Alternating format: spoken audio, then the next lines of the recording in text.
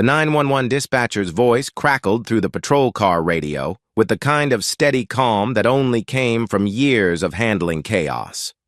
All units, we've got a report of a male subject evading mandatory HOA compliance by barricading himself in his residence. Caller claims the individual may be armed and potentially hostile. Address 47 Lakeshore Drive, Meadow Pine Estates. I nearly choked on my morning coffee. That was my address. The so-called dangerous fugitive they were talking about was none other than me, Police Chief James Reeves. Through the windshield, I could already see 3 patrol units winding their way up the road toward Meadow Pine Estates. Their sirens were silent, but the blue and red lights flashed like warning beacons in the early morning mist.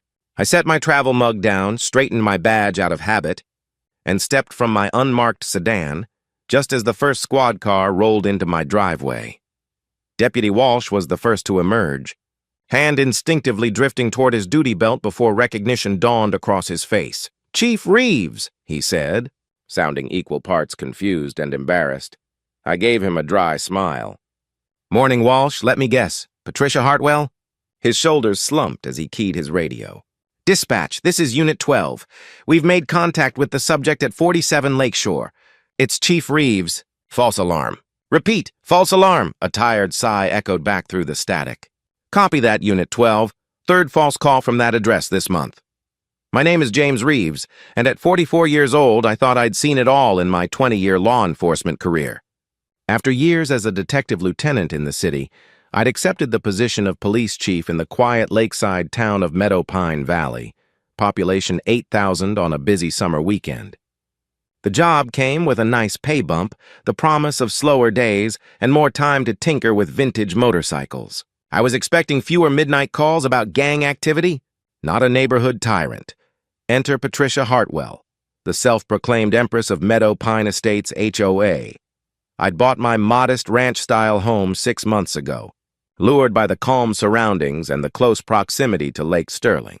The realtor had mentioned an HOA in passing. I figured it was the usual stuff. Keep the lawns trimmed, no neon paint, nothing crazy. I was wrong. Patricia Hartwell was 62, a retired middle school vice principal, and she ran the HOA like a fiefdom. She wore her HOA president title like a crown, complete with a laminated badge she'd had made at the local print shop. Her arsenal consisted of a grass-height measuring tape, an approved color wheel, and a smartphone filled with every city official's contact information. Our very first encounter had been unforgettable. I was unloading boxes on move-in day when she appeared at my elbow like a ghost armed with a clipboard. "Welcome to Meadow Pine Estates," she said with a smile that didn't even pretend to reach her eyes. "I'm Patricia Hartwell, HOA president. I'll need your moving truck permit, your approved color scheme for any future modifications, and your landscaping plan within 72 hours. When I politely told her I had no modifications planned and that the moving truck would be gone within the hour, her smile tightened like a drawstring. "Everyone has modifications eventually," she replied sweetly. "Better to be prepared. Oh, and your mailbox is half an inch below regulation height. You'll want to fix that immediately." I should have known right then that Patricia wasn't the bake sale and holiday lights kind of HOA president. The real trouble started 3 months later when I missed a quarterly HOA meeting. Not because I wanted to skip it, mind you. I'd actually planned to spend that Thursday evening listening to the riveting debate about approved mulch colors and the HOA's ongoing war against dandelions. But 30 minutes before the meeting, I got the call. A hit and run on Highway 12. Margaret Chen, 78 years old, was sideswiped while walking her poodle. The dog was fine. Margaret had a broken wrist, and we had a suspect to catch. Call me crazy, but I figured catching a fleeing felon took priority over arguing about bird feeder limits. Patricia disagreed. The next morning, a flyer was tucked under my windshield wiper in Comic Sans font that screamed passive aggression. "Attendance builds community. Your neighbors noticed your absence at last night's crucial meeting. We discussed important matters including, but not limited to, the amendment to Section 4.3b regarding decorative garden gnome height restrictions. Your input was missed." I laughed, tossed it in the trash, and went on with my day. That was mistake number 1. 2 days later, a certified letter landed in my mailbox, outlining how my pattern of non-participation in HOA community building exercises could trigger an emergency residency review. 3 pages long, 17-sided bylaws, more whereas statements than in a congressional bill. I read it over breakfast, laughed again, and recycled it. Mistake number 2. Patricia escalated like a general prepping for. D-Day first came the wellness checks, which she insisted on calling community care visits. The first one happened at 6:15 a.m. on a Saturday. I opened the door, bleary-eyed and wearing pajama pants, to find her on my porch with a deck stain color fan. "Just checking on your deck coloration," she chirped, leaning to peer around me like a raccoon after garbage. Some neighbors are concerned it may be drifting toward unauthorized auburn rather than approved mahogany. I didn't even have a deck. She made a note on her clipboard. "Planning to add one then? You'll need 3 forms and architectural approval." Then came the surveillance. 2 weeks later, she installed what she called a bird-watching camera on her property, perfectly angled at my driveway. She claimed it was for purple finch migration. Somehow, the only thing it ever recorded was me coming and going, and of course, she couldn't resist the social media campaign. Patricia posted a grainy photo of me on the neighborhood app with the caption, "Unknown male, possible drifter, seen entering residence at odd hours. Stay vigilant." The photo was literally of me in full uniform, badge shining on my chest. Most neighbors ignored it. But her loyal trio of retired busybodies liked, commented, and shared it like it was breaking news. One comment said, "I've seen him too. He drives very slowly past the playground." "Yes, Karen," I muttered when I saw it. "That's called obeying the 15 mph speed limit." Another neighbor chimed in. "He seems to get a lot of packages. Suspicious.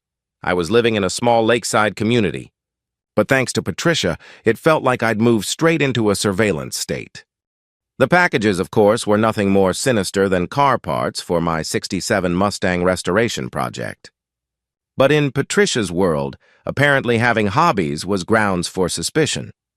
Then came what I've come to call the meeting incident, though in the official police records, it's labeled as misuse of emergency services. Case number 2024-179. It was a Thursday night. I'd set a phone reminder, laid out a clean shirt, and was determined to attend the HOA's quarterly meeting to finally put an end to Patricia's harassment with the most dangerous weapon of all: boring, by-the-book compliance. But 30 minutes before the meeting, my phone rang. It was dispatched. An elderly man named Walter Briggs had gotten his kayak wedged in the reeds near the old fishing pier. To make matters worse, a territorial raccoon had claimed the vessel as its new kingdom. Walter was stranded and terrified. The raccoon was hissing like a feral banshee. "Animal control was 45 minutes away," I responded. "Because that's what you do when you're the police chief, even when the emergency involves an octogenarian, a kayak, and an angry raccoon."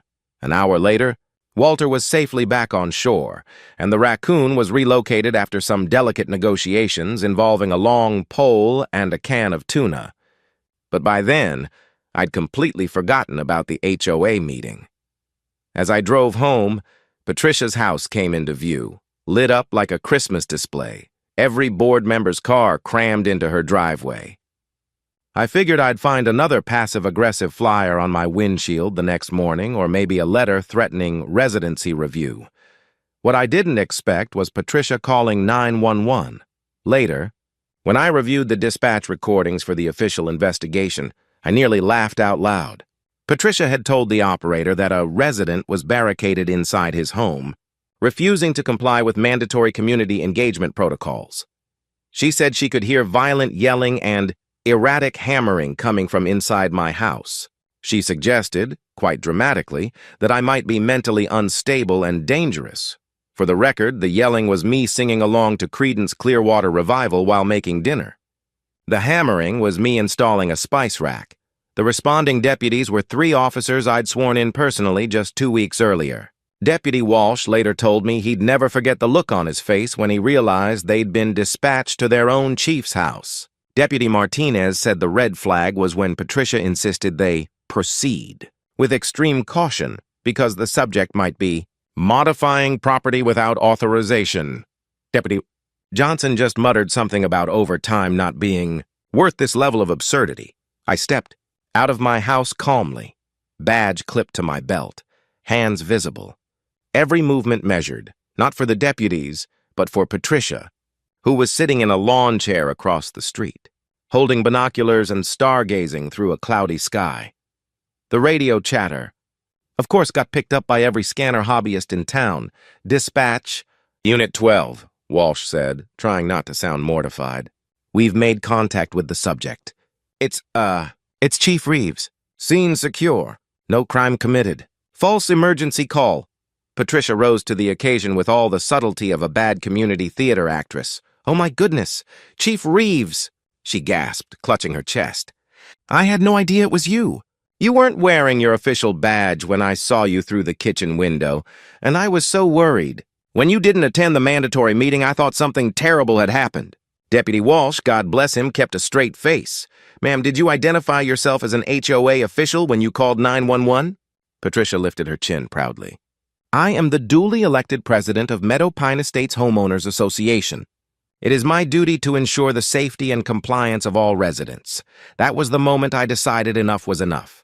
That night, I filed a formal complaint for misuse of emergency services. By morning, I'd also contacted the town council to request an investigation into HOA overreach. Mayor Davidson, who had once been the target of Patricia's wrath over a flagpole issue, didn't need much convincing. Within a week, the investigation revealed that Patricia had made 7 false emergency calls in the past 2 years. One was about an inflatable flamingo, allegedly causing visual chaos that could trigger seizures. Another claimed suspicious, foreign chanting, which turned out to be a Korean family singing happy birthday. My personal favorite? She once reported unauthorized gathering of potential gang members. It was a 10-year-old's Pokemon card trading party. The town attorney dug through the HOA's bylaws and unearthed a laundry list of violations. Patricia had fined residents for infractions that didn't exist in the covenant. She held meetings without proper notice. She used HOA funds to fuel her personal vendettas. She'd spent $300 of HOA money on the bird-watching camera she'd pointed directly at my driveway. Her excuse, that it was to track purple finch migration, crumbled fast when an ornithologist explained that purple finches didn't migrate anywhere near Meadow Pine. The next HOA meeting was scheduled for Thursday. This time, I didn't forget. I walked into the community center in full uniform, flanked by the town attorney and a stenographer. Word about the 911 call had spread like wildfire. Residents who hadn't attended a meeting in years showed up, eager to watch the fireworks.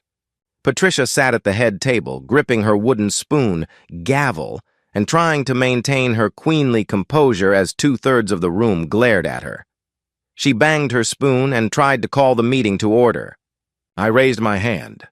As the investigating officer in case number 2024-179, I said, my voice steady, I need to address the board and membership regarding misuse of emergency services. You're out of order. She snapped, banging the spoon again. This isn't on the agenda. The town attorney stood. Actually, Patricia, public safety matters override agenda restrictions.